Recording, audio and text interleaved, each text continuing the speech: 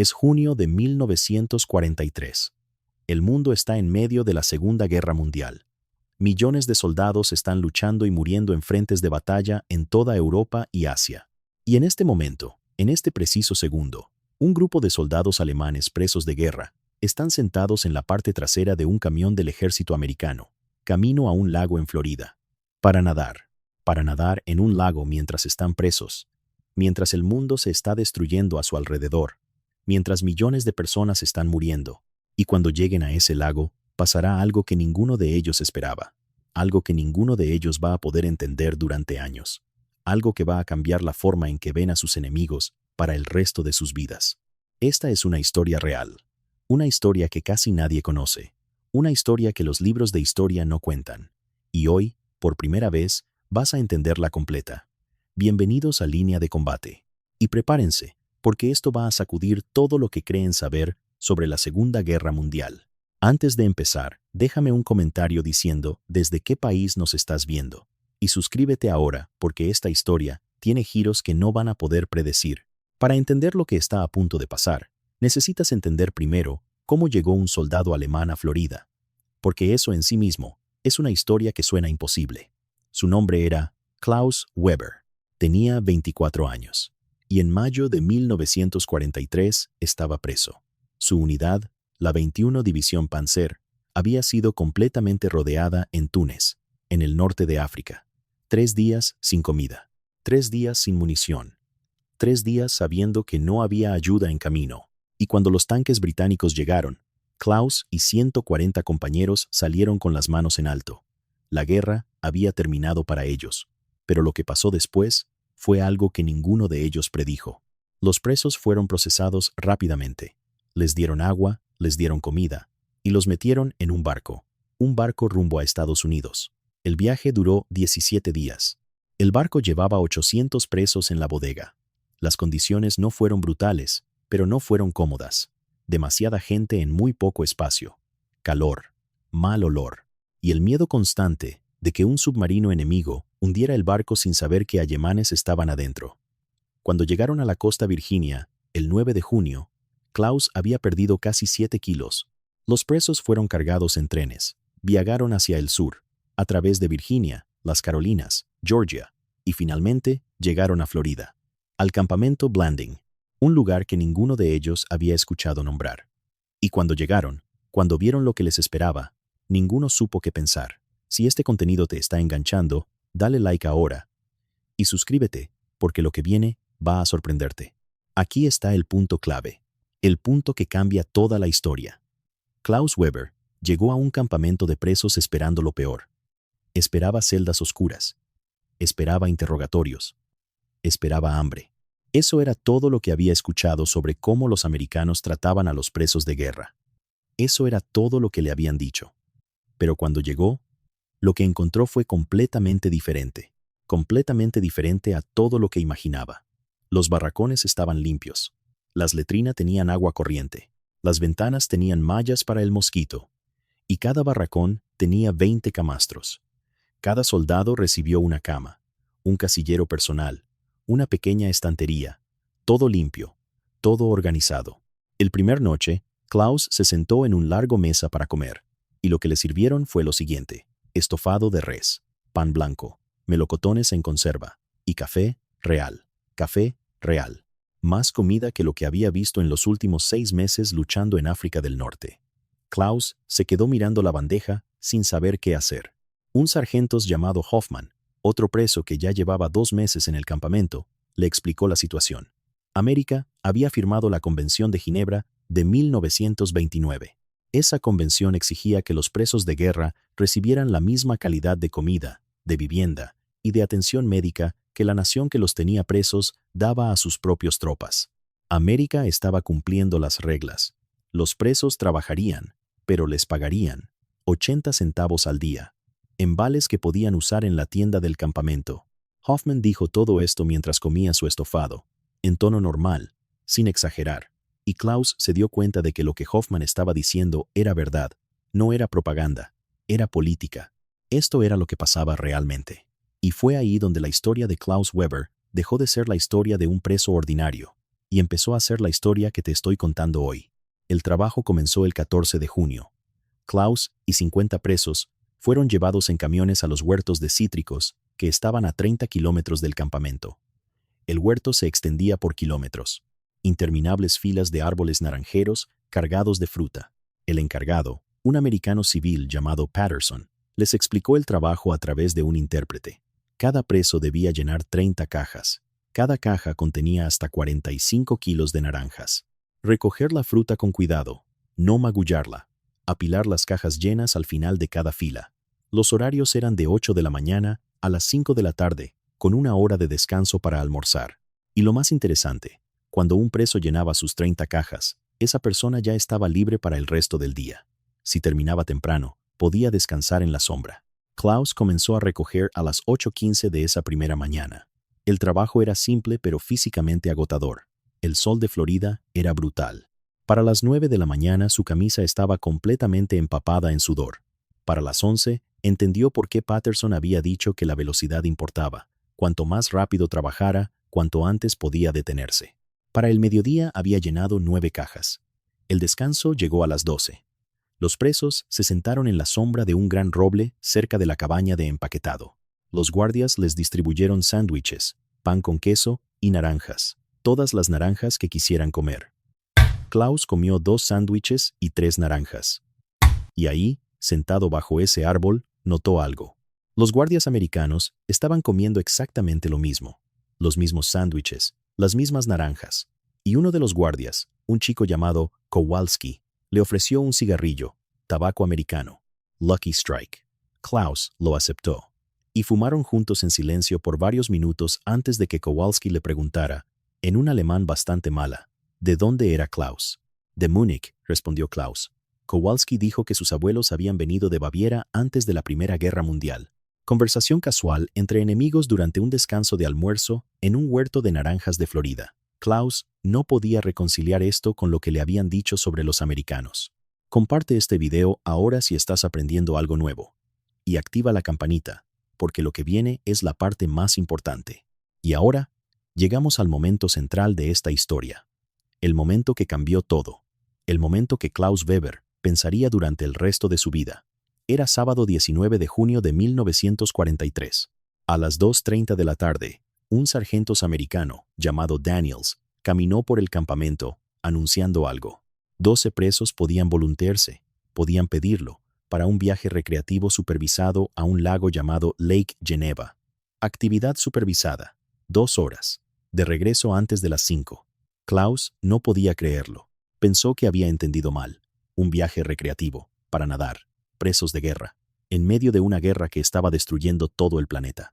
El sargento Hoffman, al ver la cara de Klaus, le dijo con una sonrisa, «No estoy mintiendo, es real». Y Klaus entró voluntariamente en esa lista, porque quería ver si era verdad.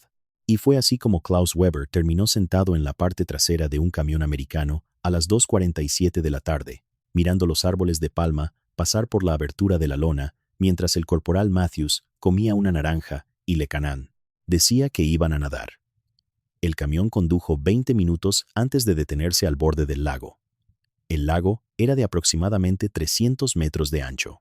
Agua clara, fondo de arena, visible cerca de la orilla, árboles de pino, rodeándolo en 3 lados. Matthews y otros 2 guardias llevaron los presos hasta el agua. Matthews les dijo que podían nadar con la ropa o en ropa interior. Casi todos los presos se bajaron hasta la ropa interior. Klaus se quitó la camisa, pero mantuvo los pantalones. El agua estaba tibia. Klaus esperó hasta que el agua le llegó a la cintura, y entonces se lanzó y nadó. No se había dado cuenta de cuánto echaba de menos eso. La sensación del agua, la sensación de no tener peso, el silencio debajo de la superficie. Nadó bajo el agua por 10 metros antes de salir a respirar. Y cuando salió, vio algo que nunca olvidaría. Los otros presos estaban en el agua. Algunos de ellos estaban riendo, riendo de verdad, riendo como hacen los niños cuando juegan. Y Klaus no podía recordar la última vez que había escuchado a un soldado alemán reír. Se habían convertido en máquinas de sobrevivencia, en máquinas de combate. La guerra les había robado la capacidad de reír. Y ahí, en ese lago de Florida, los presos estaban riendo, y los guardias americanos estaban en la orilla, con los rifles colgados al hombro, fumando cigarrillos, hablando entre ellos. Y no estaban tensiones, no estaban amenazando, estaban tranquilos, observando, como observarían a un grupo de amigos en un parque. Y entonces pasó algo más, algo que Klaus nunca esperaba ver. El corporal Matthews, el mismo que había estado comiendo naranjas en el camión, entró al agua, hasta las rodillas primero. Después se lanzó, empezó a nadar. Pasó nadando cerca de Klaus rumbo al centro del lago. Otro guardia, un sargento cuyo nombre Klaus nunca supo, también entró al agua. En menos de 5 minutos, 3 guardias americanos estaban nadando junto con 12 presos alemanes. No nadaban juntos exactamente, pero compartían el mismo agua, el mismo espacio, el mismo momento, en medio de una guerra que ya había matado millones y mataría millones más antes de terminar. Klaus salió del agua después de 30 minutos. Se sentó en la arena de la orilla y observó la escena. Esto no estaba pasando según las reglas. Las guerras no incluyen momentos como este. Los enemigos no juegan en el agua juntos, pero ahí estaba, real, innegable. Y Klaus no podía explicarlo, no con las palabras que tenía, no con el lenguaje que le había dado el mundo en que creció. Si te está gustando esta historia, suscríbete ahora, porque aún falta lo más importante. A las 4:15, Matthews llamó a los presos para salir del agua. Tiempo de regresar al campamento. Los presos se vistieron, se subieron al camión, y el regreso fue en completo silencio. Klaus no podía hablar, no tenía nada que decir que tenga sentido de lo que había pasado.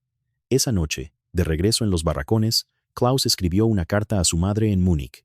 Las cartas eran censuradas, así que no podía escribir sobre asuntos militares, ni ubicaciones del campamento, ni nada que pudiera ser útil para Alemania. Solo podía escribir sobre condiciones generales y su salud. Escribió que estaba a salvo, que los americanos lo trataban bien, que esa tarde había ido a nadar. Sabía que su madre no creería esa última parte, apenas lo creía él mismo, pero había pasado. Los viajes de natación continuaron durante todo ese verano, 1 o 2 veces al mes. Dependiendo de los horarios de trabajo y la disponibilidad de los guardias, los presos que habían completado sus cuotas semanales podían voluntariarse para recreación supervisada en Lake Geneva u otros lagos cercanos. Los viajes siempre seguían el mismo patrón: 12 presos, 3 guardias, 2 horas, regreso por la noche, y ningún preso nunca intentó escapar durante estos viajes. ¿Para dónde irían? Estaban en medio de Florida, a cientos de kilómetros de cualquier territorio neutral, usando uniformes marcados con las letras PW. Y lo más importante, la mayoría de los presos no quería escapar. Las condiciones en el campamento Blanding eran mejores que las condiciones que habían experimentado en los últimos meses de la campaña de África del Norte.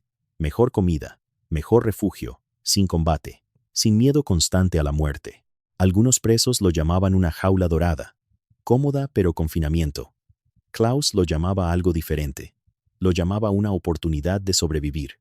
Y eso importaba, porque la alternativa, regresa a Alemania, en 1943, era la muerte casi segura.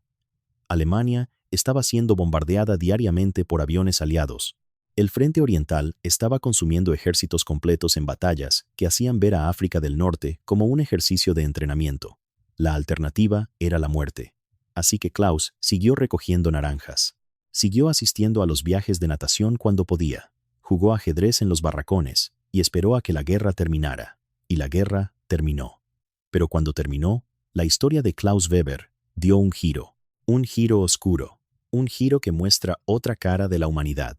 Porque cuando las noticias llegaron al campamento, cuando los americanos procesaron las fotografías que descubrieron en los campos de concentración en Europa, todo cambió. El ambiente, el trato, la actitud, y los viajes de natación nunca se reanudaron. La noticia llegó unos días después de que Alemania firmara la rendición en mayo de 1945.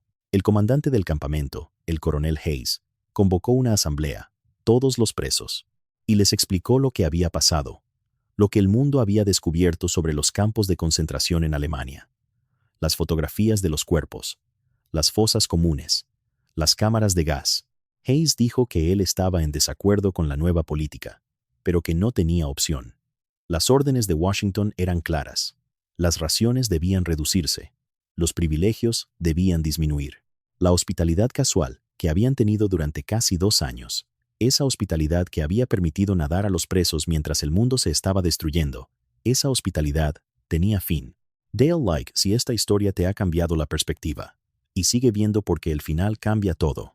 Los presos aceptaron la explicación sin protestas. ¿Qué podrían decir? No habían conocido esos campos. O, eso era lo que afirmaban. Klaus había escuchado rumores durante su tiempo en el ejército. Historias sobre campamentos en Polonia. Historias sobre trenes cargados de personas enviadas hacia el este. Historias sobre cosas que los soldados no tenían permitido discutir. No había creído los rumores. Había pensado que eran propaganda. Exageraciones. Historias diseñadas para hacer a Alemania parecer monstruosa. Pero las fotografías no mentían. Los cuerpos no mentían.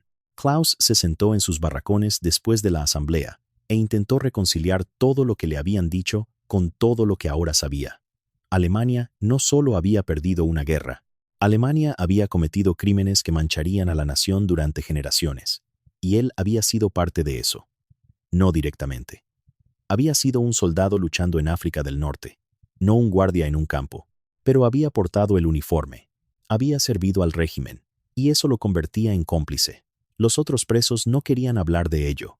Querían enfocarse en ir a casa, en reconstruir sus vidas, en olvidar. Klaus no podía olvidar. Las fotografías permanecían en su mente, y permanecerían durante el resto de su vida.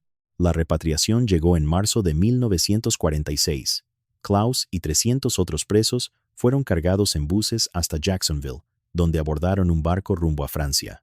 El viaje duró 14 días. Klaus pasó la mayor parte del tiempo en la cubierta, mirando el océano, pensando en los últimos 3 años. Había dejado Alemania en 1942 como soldado. Estaba regresando en 1946 como preso, con recuerdos de recoger naranjas y nadar en un lago, mientras los guardias americanos fumaban cigarrillos y hablaban de sus familias en Pensilvania. El barco llegó a Cherburgo el 26 de marzo.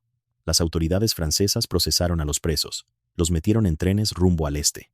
Klaus llegó a Múnich el 3 de abril. La ciudad estaba destruida. Barrios enteros reducidos a escombros por los bombardeos aliados. Las calles estaban llenas de personas desplazadas, refugiados, soldados viejos tratando de encontrar a sus familias. Klaus encontró a su madre viviendo en un apartamento de sótano en lo que quedaba de su antiguo barrio. Su padre había sido asesinado en un ataque aéreo en 1944. Su hermano menor había sido asesinado en el Frente Oriental en 1945. Su madre había sobrevivido trabajando en una fábrica de uniformes hasta que la fábrica fue bombardeada. Tenía 52 años y parecía tener 70. Klaus se quedó con ella en ese apartamento de sótano e intentó encontrar trabajo. No había trabajo. La economía estaba destruida. La moneda no valía nada. La gente intercambiaba cigarrillos y comida en lata en lugar de dinero. Klaus usó las habilidades que había aprendido en Florida. Encontró trabajos de construcción, reparando edificios, limpiando escombros. El pago era mínimo pero suficiente para comprar comida en el mercado negro. Trabajó 12 horas al día, 7 días a la semana, reconstruyendo una ciudad que tomaría décadas en restaurarse completamente. Nunca habló de Florida. Cuando la gente le preguntaba dónde había estado durante la guerra, le decía África del Norte y nada más. Pero pensaba en Florida todo el tiempo. Pensaba en Lake Geneva, en nadar en agua tibia, mientras los guardias americanos observaban desde la orilla. Pensaba en el Corporal Matthews comiendo una naranja y sonriendo. Pensaba en la absurdidad de enemigos jugando en agua juntos durante una guerra que había matado a 60 millones de personas. Y con el tiempo, con los años, Klaus entendió algo. La lección final. La lección que llevó con él hasta el día en que murió. Los americanos no habían intentado humillarle al dejarle nadar. No estaban burlándose de él. No estaban siendo ingenuos. Estaban haciendo algo mucho más poderoso. Estaban recordándole que todavía era humano. Que la guerra no borraba la humanidad. Que incluso siendo enemigo, incluso siendo preso, merecía ser tratado con dignidad básica. No era que América fuera perfecta. No era que la guerra fuera justa. Era que la humanidad podía sobrevivir incluso en las peores circunstancias, si las personas decidían preservarla. Klaus Weber vivió en Múnich por el resto de su vida. Se casó en 1949. Tuvo 3 hijos. Trabajó como jefe de obra. Y eventualmente abrió su propia pequeña empresa de construcción. Nunca regresó a América. Nunca intentó contactar a ninguno de los guardias que lo habían supervisado en el campamento Blanding, pero mantuvo un elemento de su tiempo como preso. Una fotografía descolorida tomada en Lake Geneva, esa tarde de junio de 1943. La fotografía mostraba a 12 presos alemanes de pie en la arena de la orilla, mojados, sonriendo, viéndose como hombres en vacaciones en lugar de enemigos en cautiverio. Klaus mantuvo esa fotografía en un cajón de su escritorio. Sus hijos la encontraron después de que él murió en 1987. Le preguntaron a su madre qué era. Ella dijo que su padre había sido preso de guerra en América durante la guerra, y que los americanos lo habían tratado bien, mejor de lo que había esperado, mejor de lo que probablemente merecía. Esa fotografía hoy está en un pequeño museo en Múnich, dedicado a las experiencias de los soldados y presos durante la Segunda Guerra Mundial. La mayoría de los visitantes pasan frente a ella sin detenerse. Parece cualquier otra foto de grupo de los años 40. Hombres de pie juntos, sonriendo, disfrutando un momento de paz. Pero no lo es. Es una fotografía de enemigos que fueron permitidos ser humanos por 2 horas en una tarde de verano en Florida. Una fotografía que prueba que incluso en la guerra, incluso en cautiverio, incluso entre naciones intentando destruirse mutuamente, la humanidad puede sobrevivir si las personas deciden preservarla. Déjame un comentario ahora mismo. ¿Cómo te dejó esta historia? ¿Sabías que esto pasaba con los presos de guerra en Estados Unidos durante la Segunda Guerra Mundial? ¿Crees que la historia de Klaus Weber tiene lecciones que se aplican hoy? Y haz 3 cosas antes de irte. Primero, suscríbete a este canal. Segundo, dale like a este video. Y tercero, comparte esto con alguien que necesite escuchar esta historia. Porque estas historias importan. Importan porque nos recuerdan que incluso en los momentos más oscuros de la historia humana, hay momentos de luz. Momentos donde 2 personas que deberían odiar se miran a los ojos y se reconocen como humanos. La historia de Klaus Weber no es solo una historia del pasado, es una lección para el presente. Una lección sobre cómo tratamos a los que consideramos enemigos. Una lección sobre si elegimos preservar la humanidad cuando sería más fácil destruirla. Y esa lección sigue siendo relevante hoy, más que nunca. Esto fue Línea de Combate. Gracias por quedarte con esta historia. Nos vemos en el próximo video. Y recuerda, la próxima vez que escuches sobre un enemigo, sobre un conflicto, sobre una guerra, piensa en Klaus Weber. Piensa en un joven soldado alemán nadando en un lago de Florida mientras los guardias americanos le ofrecen cigarrillos. Piensa en esa foto y pregúntate, ¿qué eligió preservar la humanidad en ese momento? ¿Y qué puede elegir preservar la humanidad en este?